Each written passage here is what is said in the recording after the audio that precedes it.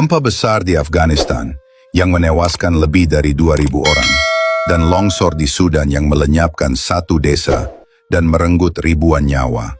Apakah ini menjadi isyarat bahwa apa yang diucapkan Nabi Muhammad benar-benar terjadi? Akankah ini yang disebut khasf, tanda-tanda kehancuran di akhir zaman? Dua peristiwa besar ini mengingatkan kita pada hadis-hadis yang menyebutkan peristiwa besar menjelang kiamat. Dan banyak orang bertanya-tanya, apakah ini adalah bagian dari tanda-tanda yang telah diramalkan? Dalam sebuah hadis sahih, Nabi Muhammad SAW bersabda, akan terjadi 3 kali khasf, penenggelaman bumi. 1 di timur, 1 di barat, dan 1 di Jazirah Arab.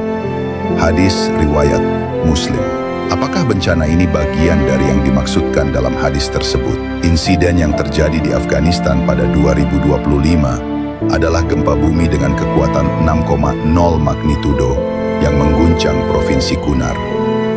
Gempa ini mengakibatkan lebih dari 2.000 orang tewas dan ribuan rumah hancur. Bencana ini terjadi di daerah pegunungan yang mempersulit upaya penyelamatan. Sementara itu di Sudan, longsor dahsyat yang terjadi pada 2023 menimpa sebuah desa kecil dan menyebabkan ribuan korban jiwa. Bencana ini disebabkan oleh hujan deras yang menyebabkan tanah longsor, menghancurkan bangunan, dan menewaskan hampir seluruh penduduk desa. Kedua peristiwa ini memperlihatkan betapa bencana alam bisa mengubah kehidupan dalam sekejap, menambah beban hidup masyarakat yang sudah dilanda kesulitan. Namun, di balik peristiwa-peristiwa ini, terdapat berbagai tradisi dan kebiasaan yang berkembang di kedua negara, yang mungkin saja bertentangan dengan prinsip-prinsip agama yang mengajarkan kedamaian dan keadilan. Di Afghanistan misalnya, ada beberapa tradisi seperti pemujaan makam dan syafaat, yang dalam pandangan Islam dianggap sebagai bentuk penyimpangan, karena dalam agama Islam, hanya Allah yang berhak memberikan pertolongan. Tradisi Ba'ath yang memaksa keluarga untuk memberikan perempuan sebagai tebusan atas pembunuhan juga sangat bertentangan dengan ajaran Islam yang mengedepankan keadilan. Begitu juga dengan tradisi baca posh, di mana anak perempuan berpakaian dan bertingkah laku seperti laki-laki untuk mendapatkan hak-hak tertentu yang mencerminkan ketidaksetaraan gender. Di Sudan, meskipun telah ada langkah untuk mengurangi praktik seperti sunat perempuan, tradisi tersebut masih ada di beberapa daerah, meskipun bertentangan dengan hak asasi manusia dan ajaran Islam yang menekankan perlindungan terhadap tubuh dan hak individu.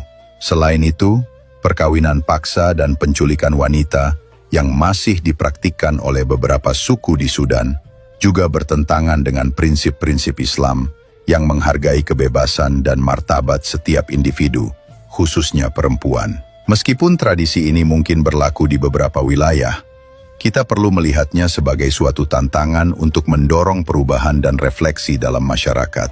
Bencana alam yang terjadi bisa menjadi momen untuk merenungkan bukan hanya peristiwa alam, tetapi juga nilai-nilai yang ada dalam masyarakat.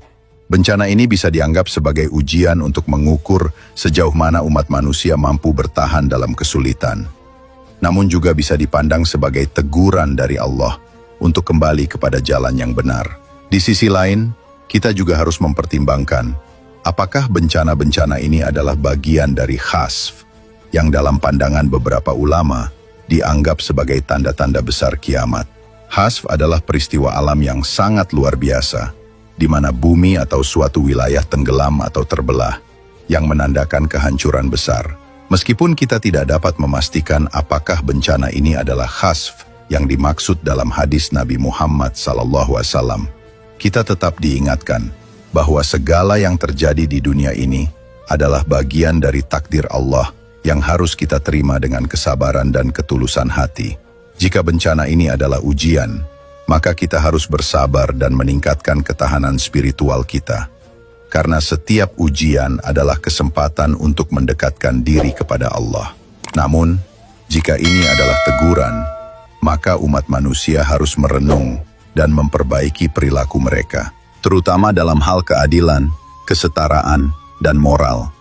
Tetapi jika ini adalah tanda akhir zaman yang semakin dekat, maka kita harus mempersiapkan diri dengan lebih serius, baik secara spiritual maupun sosial, untuk menghadapi kehidupan setelah dunia ini.